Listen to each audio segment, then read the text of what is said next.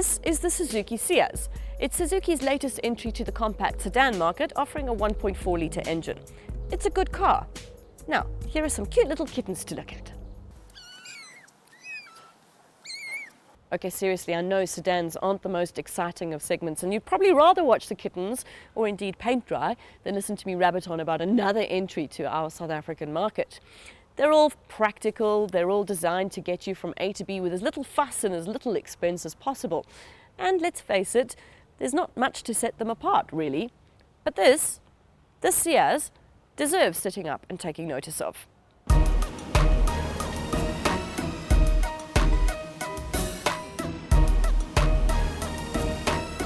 I've been driving it for the past week and it's really rather impressed me.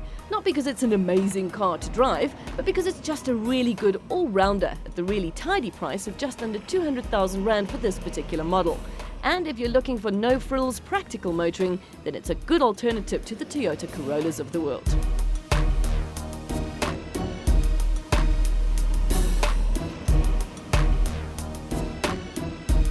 For a start, it's better looking. I mean, look at this bum. It's designed, it's got angles, it's sculpted, which is much more than can be said for its little brother, the Swift Desire, which is about as desirable as Brussels sprout ice cream.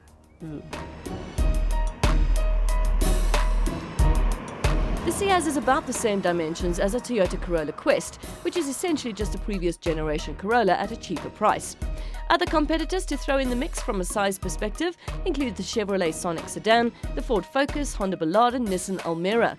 Personally, I'd say the Ciaz is the best looking of the lot, possibly a close tie with the Focus.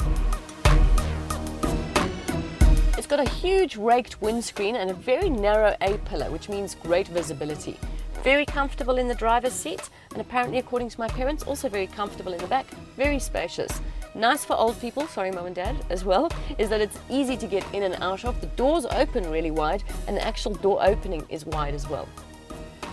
A 495-litre boot swallows pretty much whatever you'd need it to, and easily thanks to the large and low opening. This GLX spec that we're driving has a lot packed into it, including electric windows front and back, leather seats, chrome finish on the gear shift knob, keyless entry and start, reading lights in the rear, and footwell lights. It feels quality too, which is down to the better quality materials and finishes that Suzuki's opted for.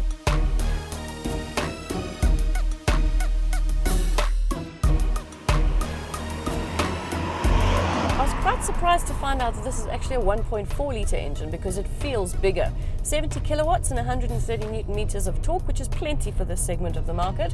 Nice thing though is that it's delivered low down in the rev range, so you never feel like you're driving a donkey. Manual gearbox is awesome. Almost verging on sporty. It's very notchy. There is an auto available for a little bit of extra money, but I'm not sure why you'd go for that with this manual gearbox, unless of course you're a lazy driver. Consumption's good at 5.4 litres, giving you about 700 k's out of its 43-litre tank, so it's good for long distances too. And you'll enjoy a road trip in it. The Ciaz handles the bumps really well, and while it's not sporty, what car in this segment really is, it's a really enjoyable drive.